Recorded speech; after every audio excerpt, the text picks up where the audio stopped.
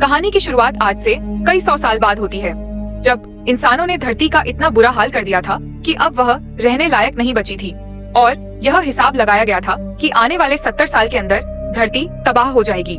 इसीलिए इंसानों ने आर्क-1 नाम की एक स्पेसशिप बनाई, जिसके अंदर कुछ लोगों को प्रॉक्सिमा बी नाम के एक दूसरे प्लेनेट पर भेजा जा रहा था। शुरुआत में तो यह मिशन बिल्कुल सही चला, लेकिन कुछ समय बाद शिप में कुछ गड़बड़ी आ गई, जिस वजह से एक लोहे का बीम नीचे पड़े एक पॉड पर गिर गया, जिसमें लूटने शरण नाम की एक महिला सो रही थी। और जैसे ही शरण की आंख तुरंत ही हालात को समझते हुए अपने बाकी साथियों को उठाना शुरू कर दिया और साथ ही उसने इस हादसे के बारे में लूटने स्पेंसर को बताया, जिसके बाद अब वे दोनों सभी लोगों को बाहर निकालने में लग गए। सभी लोग फटाफट अपने अपने हेलमेट्स पहन रहे थे कि तभी ब्रेंट नाम के एक आदमी ने देखा कि एक लोहे का बीम कैप्टन के पॉड के ऊपर पड़ा हुआ था, जिस वजह से उन्हें उठाना मुश्किल था और इसीलिए वह इस बीम को हटाने में लग गया। और जब शेरन की नजर उस पर पड़ी तो उसने सबसे पहले तो ब्रेंट को उसका हेलमेट पहनाया, जिसके बाद वो ब्रेंट को वहाँ से बाहर ले आए, क्योंकि वो जानती थी कि वो लोग किसी भी हाल में अब कैप्टन को बाहर नहीं निकाल पाएंगे। एक सुरक्षित जगह पर पहुँचने के बाद सभी लोगों ने अपने हेलमेट उतार दिए, जिसके बाद शेरन और स्पेंसर ने इस हादसे की खबर कमांडिंग ऑफिसर को देने का फैसला किया। पर जब वो दोनों उसके कमरे के पास पहुँचे तो उन्होंने देखा कि उनकी स्पेसशिप का एक पूरा हिस्सा गायब हो चुका था। कमांडिंग ऑफिसर के गायब हो जाने के बाद शेरन ने ये जिम्मेदारी खुद अपने कंधों पर उठाने का फैसला किया, जिसके बाद सबसे पहले उसने सभी लोगों की एक मीटिंग बुलाई। असल में उनकी स्पेसशिप आर्क-1 में एक अनजान दिक्कत आ गई थी, जिसके चलते उनका एक पूरा हिस्सा टूटकर अलग हो गया था और इसी वजह से वह सभी लोग तय किए गए समय से 1 साल पहले ही उठ गए। असल में शरण और उसके सभी साथी प्रॉक्सिमा बी नाम के एक प्लेनेट पर जा रहे थे, लेकिन अब सीमित खाने और पानी की वजह से उन सभी को हर एक चीज का ध्यान रखना था। पर शान को भरोसा था कि वह लोग अपने में जरूर कामयाब होंगे, क्योंकि वह धरती पर मौजूद लोगों की आखिरी उम्मीद था। मीटिंग के बाद एग्नेश नाम के एक लड़के ने शरण को आइडिया दिया कि वह स्पेसशिप के अंदर सब्जियां उगा सकते हैं। शरण को यह आइडिया बहुत पसंद आया और उसने तुरंत ही पावर को उस सेक्शन में भेजने का आदेश दे दिया। पर जब स्पेंसर को इस बारे में पता चला तो वह बिल्कुल भी खुश नहीं था और उसने शरण को इतने बड़े फैसले लेने से पहले उसके साथ डिस्कस करने को कहा, क्योंकि इस बात की कोई गारंटी नहीं है कि एक्चुअली में फसल उगेगी या नहीं। उसकी पूरी बात सुनने के बाद शरण ने सबसे पहले तो अपनी गलती के लिए उससे माफी मांगी और साथ ही उसने स्पेंसर को चेतावनी दी कि अगली बार सबके सामने बगावत करने से पहले 2 बार सोच लेना। इसके बाद इस चीज पर फैसला लेने के लिए एक बोर्ड मीटिंग बुलाई गई, जिसमें सभी लोगों ने शेरन के प्लान के साथ जाने का फैसला किया और तभी अचानक से जहाज में ऑक्सीजन सप्लाई तेजी से गिरने लगी और इस दिक्कत को सही करने के लिए शिप के लाइफ सपोर्ट ऑफिसर जैस्पर को बुलाया गया, लेकिन जैस्पर कहीं भी दिखाई नहीं दे रहा था। इसलिए सभी क्रू मेंबर्स ने वापस अपने हेलमेट्स पहनने शुरू कर दी है। लेकिन उधर डोरान बेलर नाम का एक आदमी बिना हेलमेट के मेडिकल रूम में फंसा हुआ था, पर तभी खुशकिस्मती से उसे एक ऑक्सीजन सिलेंडर मिल गया, जिसे पहनकर वह बाहर निकलने का रास्ता ढूंढने लगा। उधर सिक्योरिटी हेड फेलिक्स ने आखिरकार जैस्पर को ढूंढ लिया, जिसके बाद उसे डेक पर मदद करने के लिए लाया गया। पर इस दिक्कत को सही करने की बजाय जैस्पर ने एक ऐसा खुलासा किया जिसने सभी को हैरान कर दिया। जैस्पर के मुताबिक वह असली जैस्पर था ही नहीं, बल्कि वह कुछ ऑफिसर्स को पैसे खिलाकर इस मिशन पर आया था। असल में साइंटिस्ट के मुताबिक धरती के पास अब सिर्फ 70 साल ही बचे थे, पर जैस्पर को उनकी इन बातों पर भरोसा नहीं था और उसे लगता था कि शायद धरती पहले ही खत्म हो जाएगी। इसीलिए वह किसी भी हालत में इस मिशन का हिस्सा बनना चाहता था। यह सुनकर शान को बहुत गुस्सा आया और उसने तुरंत ही जैस्पर को अरेस्ट करने का आदेश दे दिया, जिसके बाद उसने अलग अलग फील्ड्स के एक्सपर्ट्स को बुलाया ताकि वह लोग मिलकर इस परेशानी से बाहर निकल सकें। उधर बेलर ने भी किसी तरह से दरवाजे को बोलकर अपने साथ साथ कई सारे लोगों की जान बचाई जो जल्द ही मरने वाले थे। इधर एलिसिया नाम की एक लड़की मेन प्रॉब्लम को ढूंढने की कोशिश कर रही थी और उधर स्पेंसर और एक दूसरे आदमी को शिप के बाहर जाकर जांच करने का काम दिया गया, जहां उन्हें लीकेज मिली, जिसे ठीक करने के बाद उन सभी की जान खतरे से बाहर थी।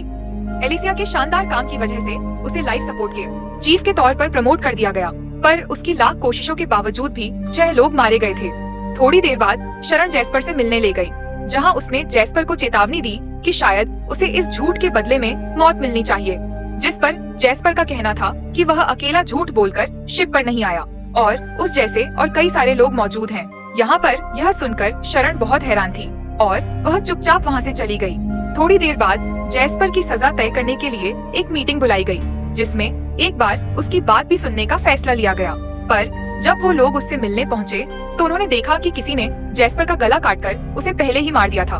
अगले दिन जब स्पेंसर और उसका साथी बाहर से शिप की मरम्मत कर रहे थे, तभी अचानक काफी सारा मलबा आकर उनसे टकरा गया, जिसमें स्पेंसर को तो सिर्फ थोड़ी चोट आई, पर उसके साथी ने अपनी जान गंवा दी। इसके बाद जब स्पेंसर वापस आया तो उसे शिप में कई सारी शक भरी बातें सुनाई दे रही थी, जैसे उनका 1 साल जल्दी उठना, कमांडिंग ऑफिसर का गायब होना, और अब जैस्पर का कत्ल। थोड़ी देर बाद स्पेंसर ने डिपार्टमेंट हेड जेम्स के साथ शरण के बारे में बात की कि कैसे शरण ने उनके साथ ट्रेनिंग नहीं की थी और वो सीधा लॉन्च के दिन वहां आई थी, और अब कमांडिंग ऑफिसर के गायब होने के बाद कैसे उसने खुद को कैप्टन घोषित कर दिया। उधर सिक्योरिटी हेड फेलिक्स को जैस्पर के कत्ल की इन्वेस्टिगेशन के दौरान पता चला कि जैस्पर के कमरे में कौन गया और निकला। यह सारा रिकॉर्ड गायब था। थोड़ी देर बाद अचानक एग्ने के फार्म में एक पानी की पाइप फट गई, जिसके बाद उन लोगों के पास सिर्फ न दिन का पानी बचा था। इस सब के बाद जब एनएस पानी साफ कर रहा था, तभी उसकी नजर वहां मौजूद एक ब्लेड पर पड़ी, और अब एनएस और एलिसिया को यह लग रहा था कि शायद कातिल ने जैस्पर का गला काटने के बाद यह ब्लेड पानी की पाइप में डाल दिया था, जिसकी वजह से अब यह पाइप फट गई। इसलिए एग्नेश उस ब्लेड को लेकर सीधा फेलिक्स के पास पहुंच गया। उधर ईवा की टीम लगातार ज्यादा से ज्यादा पानी बचाने की कोशिश में लगी हुई थी। अगले दिन जेम्स शिप की बाहर से जांच कर रहा था और स्पेंसर अंदर से उसे देख रहा था। अपनी जांच के दौरान जेम्स को शिप पर कुछ डायमंड जैसी दिखने वाली चीजें मिली,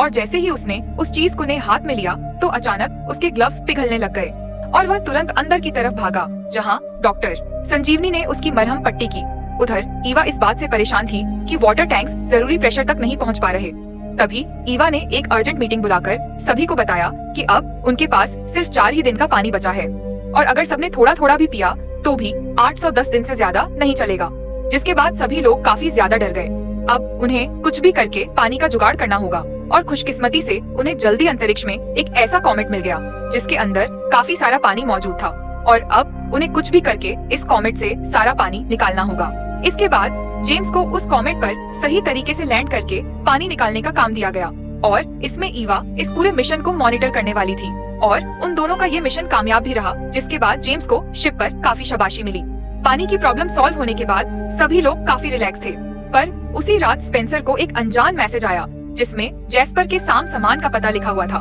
और उसी मैसेज की बदौलत स्पेंसर को एक मेमोरी ड्राइव मिली जिसमें एक वीडियो मौजूद थी। उस वीडियो में जैस्पर एक बार में शरण को रिकॉर्ड कर रहा था, जिसमें वो एक बाइकर को बेरहमी से पीट रही थी, और अंत में उसने उस बाइकर का गला काट दिया। यह देखकर स्पेंसर काफी हैरान था, और उसने तुरंत ही फेलिक्स को इस बारे में बताया, जिसके बाद शरण को जैस्पर के कत्ल के इल्जाम में अरेस्ट कर लिया गया। पर इस वीडियो के बावजूद भी शान का कहना था कि वीडियो में दिख रही लड़की वह है ही नहीं, एआई ने बनाई, मैं नहीं हूँ ये। उधर एनएस परेशान था क्योंकि बिना किसी वजह के उसकी सब्जियां खराब हो रही थी, पर इससे पहले कि वह कुछ सोच पाता, जेम्स ने उसे अपने पिघले हुए ग्लव्स की जांच करने के लिए बुला लिया। उधर फेलिक्स वीडियो को लेकर शरण से तहकीकात कर रहा था, जिसमें शरण का कहना था कि मैं इस वीडियो का हिस्सा हो ही नहीं सकती, क्योंकि उस वक्त वह आगमन को लेकर चल रही मीटिंग में थी। पर फेलिक्स उसकी किसी बात पर ध्यान नहीं दे पा रहा था, और उसे जगह जगह पर अलग अलग चीजें दिख रही थी। असल में ये दिक्कत सिर्फ फेलिक्स को नहीं बल्कि सभी क्रू मेंबर्स को हो रही थी। पर कुछ देर बाद फेलिक्स एक बार फिर से होश में आया, और उसने दोबारा से शरण से सवाल जवाब शुरू कर दिए, जिसमें शरण ने एक ऐसा खुलासा किया जिसने फेलिक्स के होश उड़ा दिए। असल में शरण और उसकी जुड़वा बहन डेनिस का जन्म लैब रहा था, जिसमें शरण का कहना था कि मैं इस वीडियो का हिस्सा हो ही नहीं सकती, क्योंकि उस वक्त वह आगमन को लेकर चल रही मीटिंग में थी। पर फेलिक्स उसकी किसी बात पर ध्यान नहीं दे पा रहा था, और उसे जगह जगह पर अलग अलग चीजें दिख रही थीं। असल में ये दिक्कत सिर्फ फेलिक्स को नहीं बल्कि सभी क्रू मेंबर्स को हो रही थी। पर कुछ देर बाद फेलिक्स एक बार फिर से होश में आया, और उसने दोबारा से शरण से सवाल जवाब शुरू कर दिए, जिसमें शरण ने एक ऐसा खुलासा किया जिसने फेलिक्स के होश उड़ा दिए। असल में शरण और उसकी जुड़वा बहन डेनिस का जन्म लैब मीटिंग हुई, पर जब मीटिंग में स्पेंसर ने शरण को देखा तो वह काफी गुस्सा हुआ, और उसे तब और ज्यादा गुस्सा आया जब फेलिक्स ने शरण को आजाद करने की वजह बताने से भी मना कर दिया।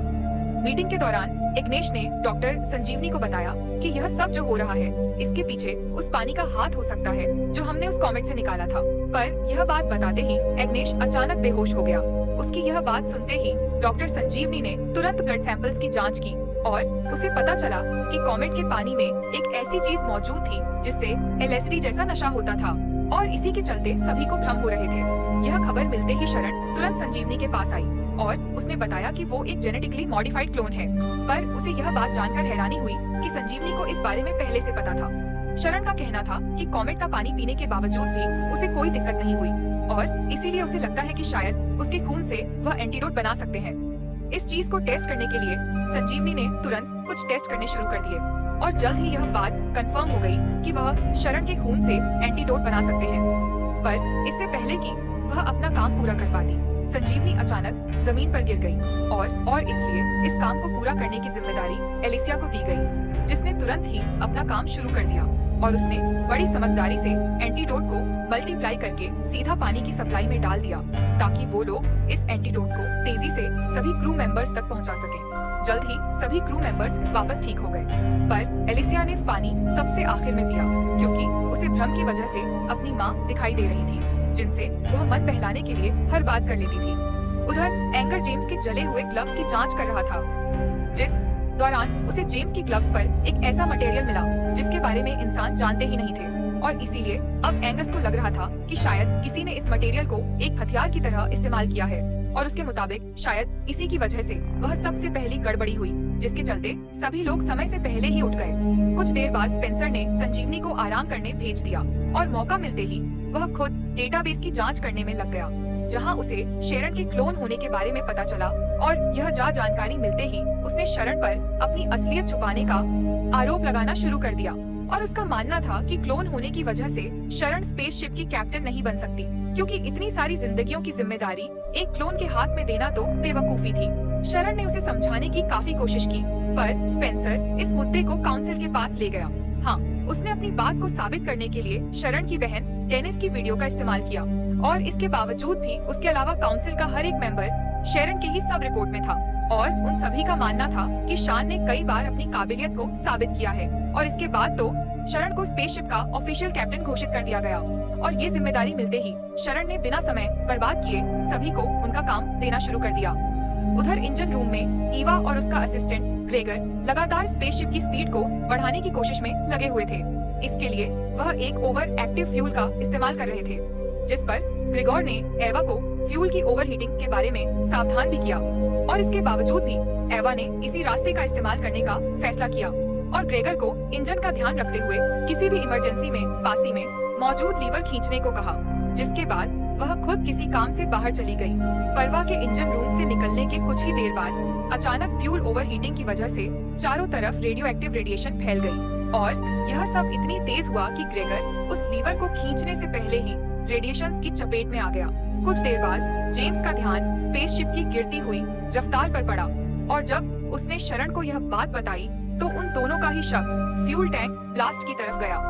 और अपने शक को दूर करने के लिए जब उन्होंने ग्रेगर को कांटेक्ट करने की कोशिश की तो उन्हें सामने से कोई जवाब नहीं मिला, जिसके बाद उन्होंने ईवा को तुरंत इंजन रूम में जाने को कहा। पर जब ईवा इंजन रूम में पहुंची तो उसने देखा कि रेडिएशंस की वजह से इंजन रूम के दरवाजे ऑटोमेटिक लॉक हो चुके थे। यह देखते ही ईवा बहुत ज्यादा घबरा गई और उसने तुरंत ही ये जानकारी शेरन को दी, जिसके बाद सभी क्रू मेंबर्स रेडिएशन को न्यूट्रलाइज करने का तरीका ढूंढने में लग गए।